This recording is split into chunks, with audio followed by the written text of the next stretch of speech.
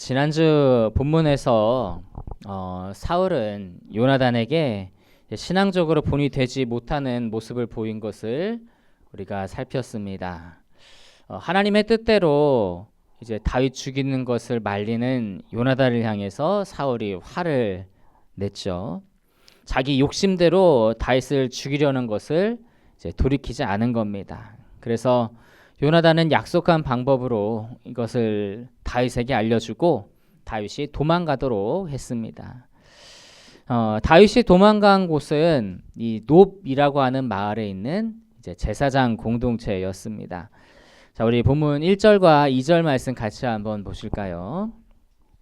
1절과 2절 말씀을 우리 같이 한번 보시겠습니다. 자, 시작. 다윗이 놉에 가서 제사장 아히멜렉에게 이르니 아히멜렉이 떨며 다윗을 영접하여 그에게 이르되 어찌하여 내가 홀로 있고 함께하는 자가 아무도 없느냐 하니 다윗이 제사장 아히멜렉에게 이르되 왕이 내게 이를 명령하고 이르시기를 내가 너를 보내는 것과 내게 명령한 일은 아무것도 사람에게 알리지 말라 하시기로 내가 나의 소년들을 이러이러한 곳으로 오라고 말하였나이다. 다윗이 홀로 놉의 제사장 아히멜렉을 찾아가니까 이 아히멜렉이 떨면서 다윗을 영접을 했다고 합니다.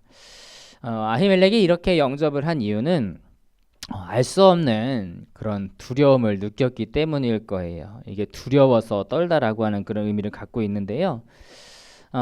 이 아히멜렉이 알기로는 다윗이 아주 출중한 능력으로 왕에게 총애를 받아서 사위까지 된 사람입니다. 이제 그런 사람이 이렇게 홀로 다닐 만한 이유가 없거든요. 그리고 또 이렇게 은밀하게 자기를 찾아왔으니까 이제 굉장히 특별한 이유가 있다는 것이 이제 감으로 느껴질 건데, 그런데 그게 결코 좋은 느낌으로 아히멜렉에게 느껴지지는 않았던 것으로 이렇게 표현을 하는 겁니다. 다윗은 이제 2절에서 이렇게 왕에게 은밀한 명령을 받고 왔다라고 그렇게 대답을 했는데요. 자, 여러분 정말 그렇습니까? 실제로 그랬습니까? 예, 아니죠. 네, 다윗은 지금 아히멜렉에게 무슨 말을 하는 겁니까? 거짓말을 하고 있는 거예요. 사울이 자기를 죽이려고 지금 도피한 거잖아요. 다윗이 지금 거짓말을 하고 있는 이유가 무엇이겠습니까? 자기가 왕에게 쫓김 당한다고 그렇게 말하면 그 즉시 위험해질 것 같았기 때문에 그래요. 물론 이제 거짓을 말하면서도 마음이 편하지는 않았을 거예요. 나중에 이 일을 사울이 알았으면 어떻게 될까 염려가 되기는 했지만, 그래도 이게 다윗이 거짓말을 한 거잖아요. 아히멜렉이 잘못한 게 없으니까. 그래서 그에게는 피해가 돌아가지 않으리라고 그렇게 혼자의 마음을 다스리고는 그렇게 아히멜렉에게 자기의 필요한을 얘기를 했습니다. 다윗 나름대로는 지혜로운 결정을 내렸다고, 지혜롭게 행동했다고 그렇게 생각을 했을 거예요. 근데 하지만 여기에서 가장 중요한 것은 다윗이 하나님의 인도하심과 보호하심을 신뢰하지 못하였다라는 것에 있습니다. 당시 다윗은 하나님을 믿기는 했지만 하나님을 믿는 그 믿음이 상당히 약해져 있는 것으로 보여요. 여러분, 다윗이 어떤 사람입니까? 이 다윗이 목자 시절 어릴 때 그 양떼를 공격하는 그 곰이나 사자에게 아주 용감하게 두려워하지 않고 맞서 싸우던 용사입니다. 그리고 이제 다윗의 가장 유명한 일화죠. 그 거인 골리앗과 싸워서 이긴 사람이에요. 그가 골리앗과 싸울 때는 어린 소년이었잖아요. 그럼에도 그가 나아가서 싸울 때 아주 담대하게 용기 있게 나아가서 싸웠습니다. 무엇 때문에 그렇게 싸울 수 있었죠? 그가 하나님을 굳게 의지했기 때문에 그래요. 우리 사무엘상 17장 46절 47절 한번 찾아보시겠습니다. 자, 우리 사무엘상 17장 46, 47절 같이 읽어보시겠습니다. 시작. 오늘 여호와께서 너를 내 손에 넘기시리니 내가 너를 쳐서 내 목을 베고 블레셋 군대의 시체를 오늘 공중의 새와 땅의 들짐승에게 주어 온 땅으로 이스라엘에 하나님이 계신 줄 알게 하겠고 또 여호와의 구원하심이 칼과 창에 있지 아니함을 이 무리에게 알게 하리라. 전쟁은 여호와께 속한 것인즉 그가 너희를 우리 손에 넘기시리라. 다윗은 자기보다 지금 거의 뭐 2배가 되는 그런 거인 골리앗을 앞에 두고 이런 용감한 말을 할 수 있었어요. 그럴 수 있었던 게 무엇이냐? 바로 자신을 도우시고 보호하실 그 하나님을 온전히 신뢰하였기 때문에 그렇습니다. 그런데 오늘 본문에서 다윗에게는 그런 모습을 찾아볼 수가 없습니다. 오히려 자신이 이 노베에 있다는 것이 사울에게 알려질까봐, 그리고 아히멜렉 등이 자신을 이제 사울에게 넘길까봐 전전긍긍하면서 사울에게 쫓기는 것을 거짓으로 숨기기에 바빴던 거죠. 이렇듯이 하나님을 온전히 신뢰하지 못하고 거짓으로 상황을 극복하려 했던 이 다윗의 노력, 다윗의 그 모습이 매우 참담한 결과를 가져오게 됐습니다. 자, 우리 7절 말씀 같이 한번 읽어보시죠. 본문의 7절 말씀 같이 보시겠습니다. 시작. 그날에 사울의 신하 한 사람이 여호와 앞에 머물러 있었는데 그는 도액이라 이름하는 에돔 사람이요 사울의 목자장이었더라. 다윗이 이제 아히멜렉에게서 먹을 것을 받고 또 그리고 골리앗의 칼을 받는 것을 그 사울의 신하 중에 도액이라고 하는 그 사람이 그걸 봤습니다. 목격을 했어요. 그 사람은 에돔 출신인데 이 에돔 사람은 이스라엘 내에서 이렇게 인정받지를 못했어요. 그 멸시받고 괄시받는, 왜냐하면 이스라엘 사람들은 자기 민족만이 선택받은 그런 사람이라고 생각을 하니까 그들은 이스라엘 내에 거주하면서도 인정을 못 받았어요. 그러다 보니까 이 도액은 그런 환경 속에서 더 왕의 총애를 받아서 성공하고 더 높은 자리에 오르는 것을 이제 집착하는 그런 사람이 됐습니다. 그것을 알 수 있는 것은 이 다윗이 노베에서 아히멜렉을 만나고 돌아간 것을 고발한 것도 이 도액이고요. 아무런 잘못 없는 아히멜렉을 다윗을 도운 그 모반자 같이 이렇게 속여서 보고를 한 것도, 고발을 한 것도 도액이었고요. 사울이 제사장을 죽이라고 명령할 때 군사들은 이 제사장들이 하나님의 사람들이니까 두려워서 선뜻 나서지를 못할 때 그때 나서서 제사장들을 죽인 사람도 도액이었어요. 그는 이제 자신의 출세를 위해서 사울에게 과잉 충성을 하는 그런 사람이었던 거죠. 자, 어쨌든 하나님을 의지하기보다 자신의 말로 그 위기를 극복하고 살아남아 보려고 했던 이 다윗의 거짓말 때문에 아히멜렉을 비롯한 이 노베 제사장, 모든 제사장들은 사울에게 몰살을 당하게 됐습니다. 다시 말하면 다윗의 그 하나님의 인도하심과 보호하심을 신뢰하지 못한 것이 나비 효과가 돼서 이런 참담한 일까지 일어나게 된 거예요.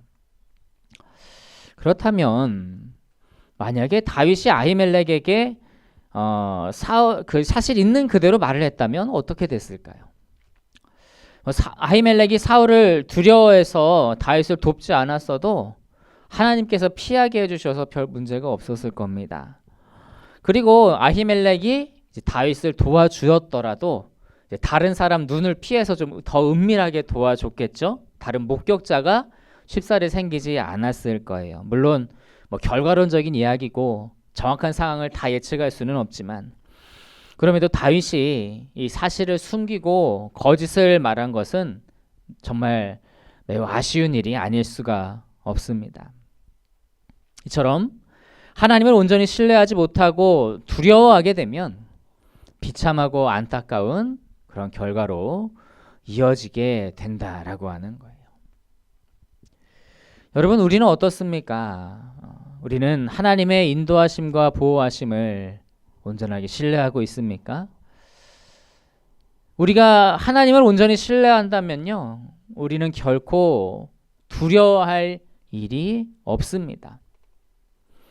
다니엘의 세 친구들은 왕의 금신상에 절하라는 명령을 듣고도 그것에 절하지 않았습니다.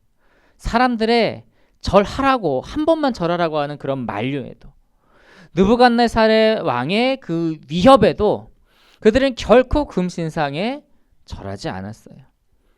그게 너무나도 화가 나서 느부갓네살 왕이 풀무불을 준비를 하되 평소보다 7배나 뜨겁게 준비하라고 그렇게 명령을 합니다. 얼마나 뜨거웠으면 이 세 친구를 그 불 속으로 밀어넣는 그 병사가 직접 들어가지도 않았는데 탔다고 그렇게 기록이 돼 있어요. 그런 엄청난 열기 앞에서도 이 다니엘의 세 친구들은 두려워하지 않았습니다.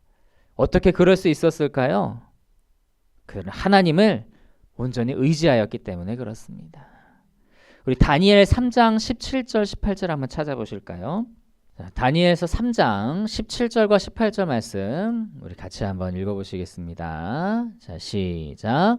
왕이여, 우리가 섬기는 하나님이 계시다면 우리를 맹렬히 타는 풀무불 가운데에서 능히 건져내시겠고 왕의 손에서도 건져내시리이다. 그렇게 하지 아니하실지라도 왕이여, 우리가 왕의 신들을 섬기지도 아니하고 왕이 세우신 금 신상에게 절하지도 아니할 줄을 아옵소서. 이 다니엘의 세 친구들은 풀무불 가운데서도 그리고 느부갓네살 왕의 손에서도 능히 건져내실 하나님을 의지하고 있습니다.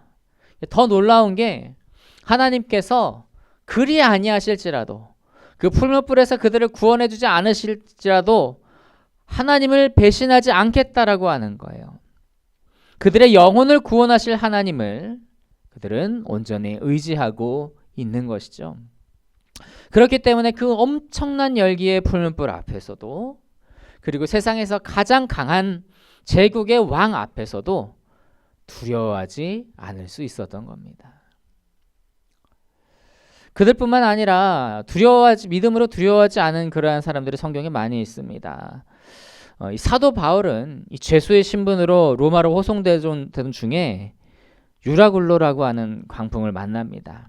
그 풍랑이 얼마나 극심했는지 몇 날 며칠 동안 배에 탄 사람들은 해와 달과 별을 보지 못했고, 그리고 배에 있는 화물들은 다 바다에 내다 버렸으며 심지어 식량까지도 버릴 정도였습니다. 이 먹어야 버티고 살 수 있는데 식량을 버렸다라고 하는 것은 이제 최악의 상황이다라고 하는 거거든요. 배 안에 모든 사람들이 죽음의 공포로 두려워 떨고 있을 때 유독 바울 한 사람은 그 풍랑 중에서도 전혀 두려움이 없었습니다. 우리 사도행전 27장 23절부터 25절까지 말씀 같이 한번 보시겠습니다. 사도행전 27장 23절에서 25절 우리 같이 한번 읽어보시겠습니다. 시작. 내가 속한 바 곧 내가 섬기는 하나님의 사자가 어젯밤에 내 곁에 서서 말하되, 바울아 두려워하지 말라. 내가 가이사 앞에 서야 하겠고 또 하나님께서 너와 함께 항해하는 자를 다 내게 주셨다 하였으니 그러므로 여러분이여 안심하라. 나는 내게 말씀하신 그대로 되리라고 하나님을 믿노라. 사도 바울이 이 풍랑 속에서도 전혀 두려워하지 않을 수 있었던 것은 무엇 때문입니까? 그를 가이사, 로마 황제 앞으로까지 인도하시겠다는 하나님의 말씀을 믿었기 때문에 그렇습니다. 그 말씀대로 이루실 하나님의 인도하심과 보호하심을 온전히 믿고 신뢰했던 겁니다. 그래서 그는 배가 점점 깨지고 부서지는 상황에서도, 모든 짐 다 버리고 식량까지 버려야 하는 그 최악의 상황에서도 두려워하지 않을 수 있었던 것이죠. 사랑하는 성도 여러분, 위기를 만났을 때 우리의 마음 상태가 어떠한지, 지금까지 어떠했는지 한번 점검해 보기를 원합니다. 나의 마음은 하나님을 온전히 신뢰하면서 두려움 없이 담대한 상태였습니까? 아니면 내 눈앞에서 매섭게 몰아치는 그 풍랑에 마음이 빼앗겨서 두려워하고 있었습니까? 하나님을 의지하면 그 위기의 풍랑이 우리를 결코 해칠 수 없습니다. 하지만 우리가 하나님을 의지하는 것이 약해지고 두려움이 우리에게 스며들게 되면 우리는 그 풍랑에 휩쓸리게 됩니다.